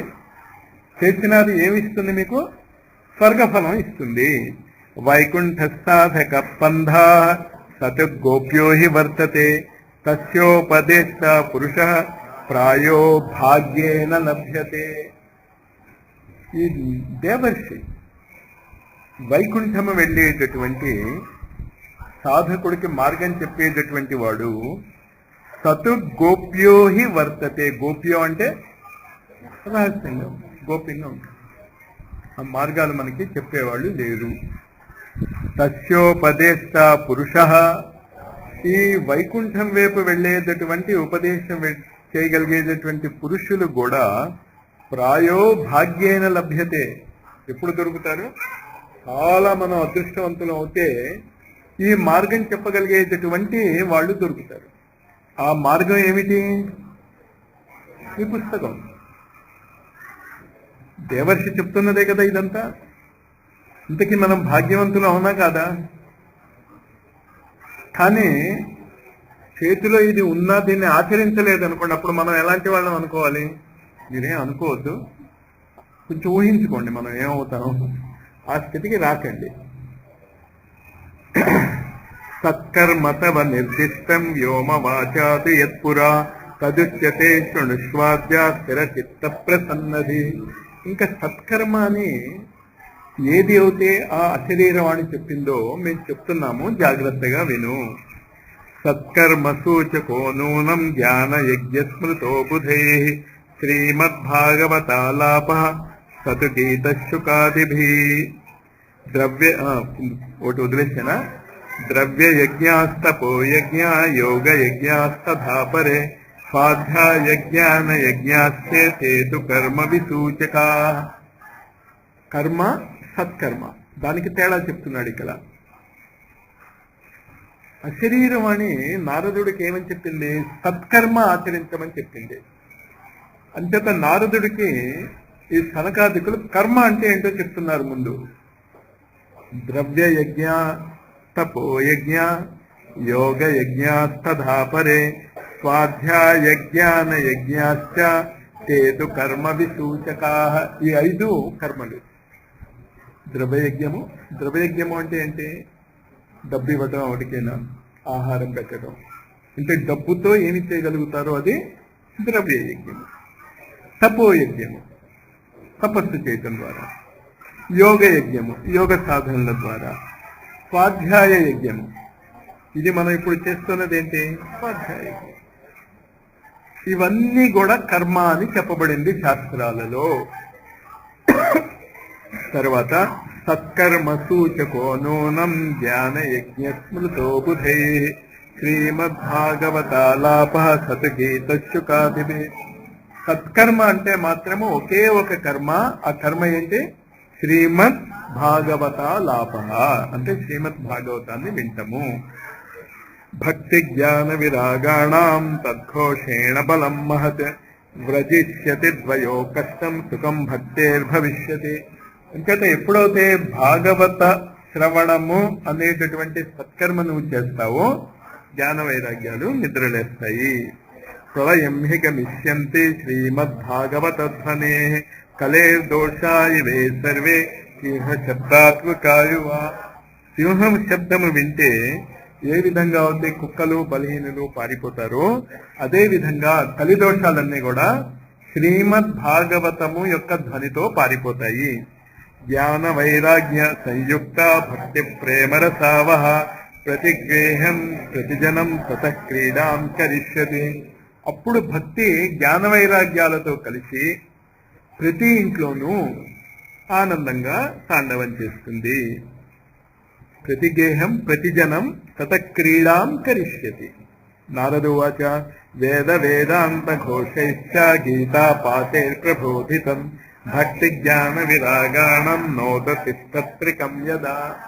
ఇప్పుడు నారదుడికి కొంచెం ఈగో ప్రాబ్లం వచ్చింది. ఏంటి ప్రాబ్లము? భలే చెప్పారండి మీరు, నేనేం మామూలు వ్యక్తిని అనుకున్నారా ఏంటి? వేద వేదాంత ఘోషైశ్చ, వేద వేదాంత ఘోష పెట్టాను వాళ్ళ చెవుల్లో. గీతా పాఠై ప్రబోధితం, వాళ్ళకి గీత గురించి చెప్పాను నేను. భక్తి జ్ఞాన విరాగాణం నోదతిష్టంత్రికం యథా. లేవలేదు వాళ్ళు. భాగవతం చెప్తే లేస్తారా అని ఇండైరెక్ట్ గా వాళ్ళనే కొంచెం సంశయంతో అడుగుతున్నాడు. శ్రీమద్భాగవతాలాపత్ కథం బోధమేష్యతి తత్కథాసుతు వేదార్థ శ్లోకే శ్లోకే పదే పదే. ఆఫ్టర్ ఆల్ భాగవతంలో ఏముంది? వేద వేదాంతాల్లో ఏ జ్ఞానం అయితే చెప్పబడి ఉందో అదే కదా ఇక్కడ కూడా రాయబడి ఉంది. నేను ఒరిజినలే చెప్పాను నేను, మీరేమో డూప్లికేట్ చెప్తున్నారు.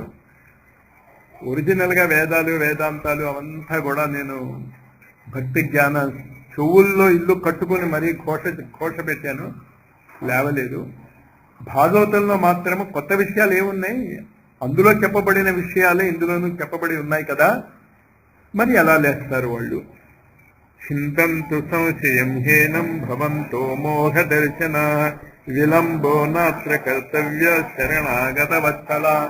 ఇంకా మీరు ఆలస్యం చేయకండి, ఎలాగో కిటికీ చెప్పేశారు సత్కర్మ అంటే ఏంటో. ఈ చిన్న డౌట్ ఉంది నాకు, ఈ డౌట్ తీర్చండి. ఏంటా డౌట్? వేద వేదాంతాలు చెప్పబడినటువంటి భాగవతము ఒరిజినల్ గా నేను వేద వేదాంతాలే వాళ్ళ చెవిలో చెప్పినప్పుడు వాళ్ళు లేవలేదు కదా, ఈ భాగవతం చెప్తే ఎలా లేస్తారు? కుమారా ఊచు వేదోపనిషదాం సారా జాతా భాగవతీ కథ అత్యుత్తమా తతో భాతి పృథగ్భూత ఫలాకృతి. భాగవతము ఒక చెట్టు ఉందనుకోండి, ఆ చెట్టులో రసం ఉంటుంది. చెట్టు ఎండిపోకుండా ఉంటే చెట్టులో శాప్ అని ఉంటుంది, రసం. కానీ ఆ చెట్టు యొక్క రసము అంత తీయగా ఉండదు, కానీ చెట్టు యొక్క ఫలము చాలా తీయగా ఉంటుంది. కానీ ఆ ఫలం ఎక్కడి నుంచి వచ్చింది? ఆ చెట్టులోంచి వచ్చింది. అలాగే వేద వేదాంతాల యొక్క ఫలసారము భాగవతం. అంచేత అది చాలా ఎక్కువ తీయగా ఉంటుంది, ఎక్కువ మధురంగా ఉంటుంది, తొందరగా న్యూట్రిషన్ ఇస్తుంది. చెట్టు ఆకులు మనం తినాం, చెట్టు బెరడు మనం తినాం. ఏం తింటాం? ఎందుకు ఫలం తింటాం? ఫలం యొక్క సారము మనకి తొందరగా శక్తి ఇస్తుంది. ఆమూలాగ్రం రసస్తిష్టం నాస్తే నస్వాద్యతే యథా సభూయస్త పృథగ్భూత ఫలే విశ్వ మనోహర. ఇందాక నేను చెప్పింది ఆ విశ్వానికి కూడా మనోహరమైనటువంటి ఆ ఫలము చెట్టు కంటే చాలా మధురంగానే ఉంటుంది.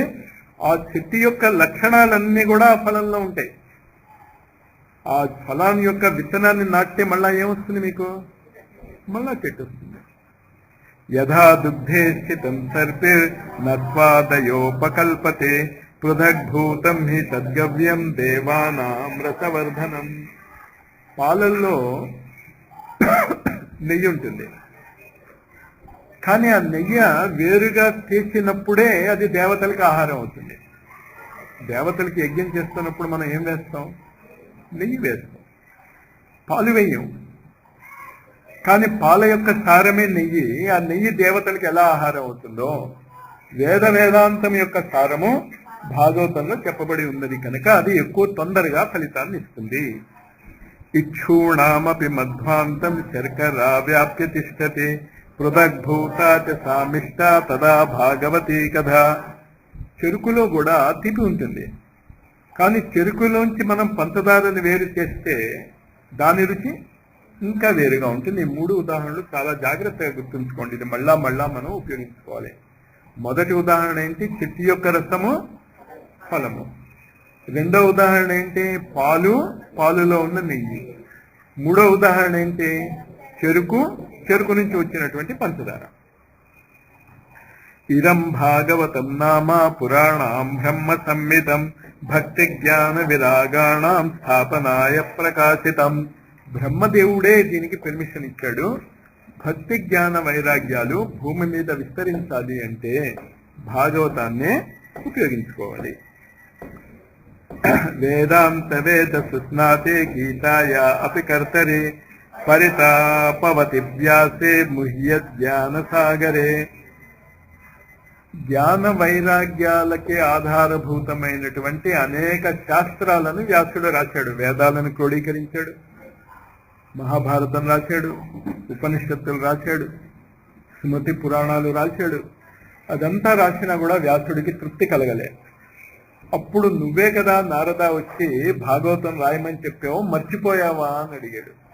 ఈ సంఘటనను కాస్త జాగ్రత్తగా గుర్తుంచుకోండి. చివరి రోజు వీలవుతే మీరు నన్ను గుర్తు చేస్తే చెప్తాను. నేను ఏదేం చెప్తానని చెప్పాను. నేను ముగ్గురు మాట్లాడుకున్నారు. డైలాగ్స్ ఏంటా? డైలాగ్స్ సూతుడు, శౌనకుడు.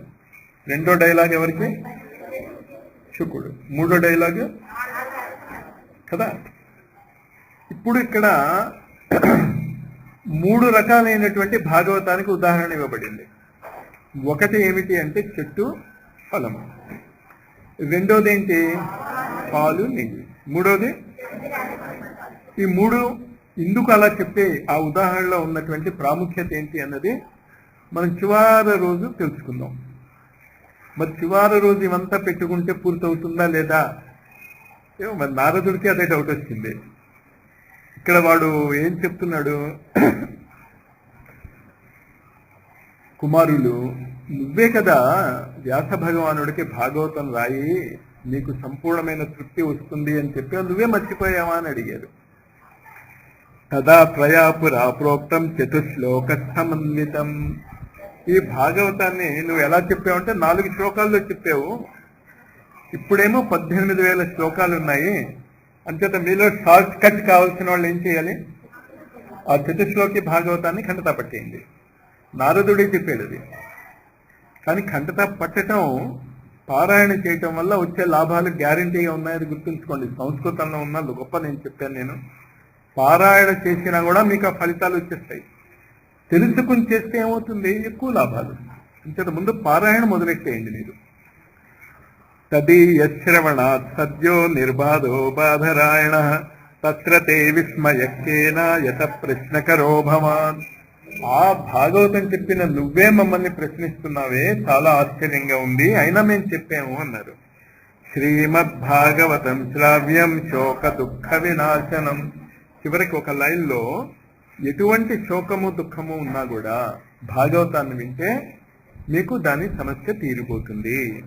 నారదువాచ యద్దర్శనంచ వినిహంత శుభాని సద్య శ్రేయస్తనోతి భవ దుఃఖవార్జితానాం నిశ్శేష శేష ముఖ గీత కథైకపానా ప్రేమ ప్రకాశ కృతయే శరణం గతోస్మి భాగ్యోదయేన బహుజన్మ సమర్జితేన సత్సంగమం చ లభతే పురుషో యదా వై అజ్ఞాన హేతుకృత మోహమదాంధకార నాశం విధాయ హి తదోదయతే వివేక. సత్కర్మ చేయటం వల్ల, మంచి వాళ్ళు యొక్క సంగతి లభించటం వల్ల వివేకము ఉదయిస్తుంది అని చెప్పాడు. ఇవాళ ఇక్కడ ఆపుదాము. రేపు ఈ 3, 4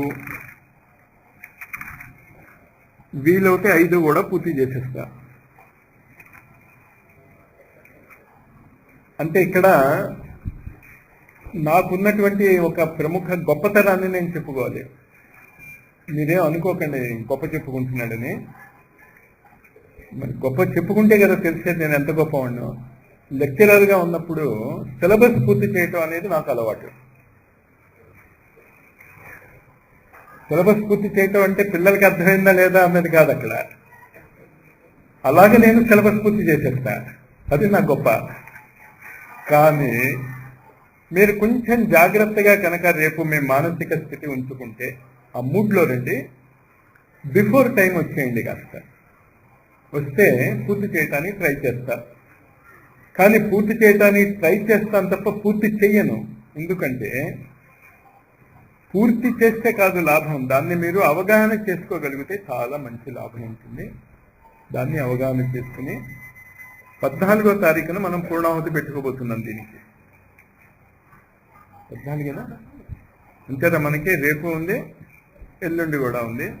అంచేత రేపు ఎక్కువ భాగం మనం కనుక పూర్తి చేస్తే ఒకరోజు మీకు పారాయణ ఎలా చేసుకోవాలో నేర్చుకోవాలి మీరు.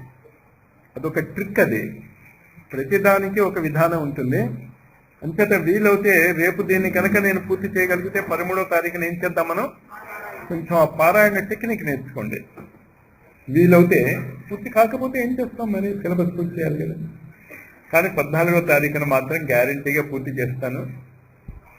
దీని యొక్క అసలైన భావం ఏంటి అంటే కుండలిని నదేటటువంటి శక్తిని గురు పరంపర ప్రపంచానికి అందజేసింది. ఆ శక్తిని మనం మర్చిపోయాం. ఆ శక్తి భారతదేశంలో రమణ మహర్షి జిల్లేళ్లమూడి అమ్మ ద్వారా ఎలాగ మీరు ఉపయోగించుకోవాలో చాలా స్పష్టంగా చెప్పబడి ఉంది. అంచేత నిజమైనటువంటి భాగవత జీవితం ఎలా ఉంటుంది అని మీకు తెలియాలి అంటే మీరు 2 చోట్లకి వెళ్ళాలి. జిల్లేళ్లమూడి అయినా వెళ్ళాలి, అరుణాచలం అయినా వెళ్ళాలి. ఏది దూరంగా ఉంటుందో అక్కడికి వెళ్ళండి. ఇంకంటే దగ్గరగా ఉన్న చోటకి మీకు వెళ్తే ఇక్కడేనా అంటారు. మీరు వచ్చిన పెద్ద గొడవ అది. ప్లస్ ఇక్కడేంటి, మీరు తెలుగు భాష అది మాట్లాడతారు కనుక మీకు అంతా అర్థమైపోతుంది. అర్థం అవుతే అది గుప్తంగా ఉండదు కదా. కాదు అర్థం అవుతేనే మంచిది మాస్టారు అంటే ఎక్కడికి వెళ్ళాలి మీరు? లేదండి తమిళంలో చెప్తే మాకు చాలా బాగుంటుంది, ఎందుకంటే మాకు అర్థం కాదు కనుక అంటే ఎక్కడికి వెళ్ళాలి? మీ ఇష్టం అమ్మా. జై గురుదేవ్. స్వస్తి ప్రజాభ్య పరిపాలయంతాం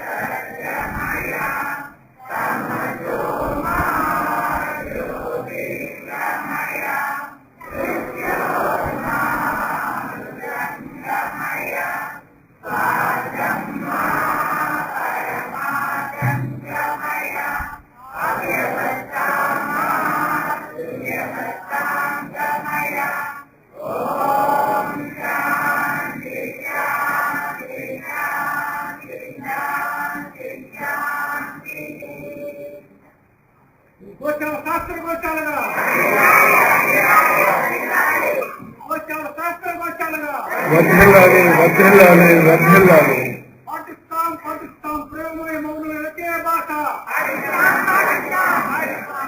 ఉపయోగిస్తాం ఉపయోగిస్తాం ఒకే శక్తి, సునికిన శక్తి.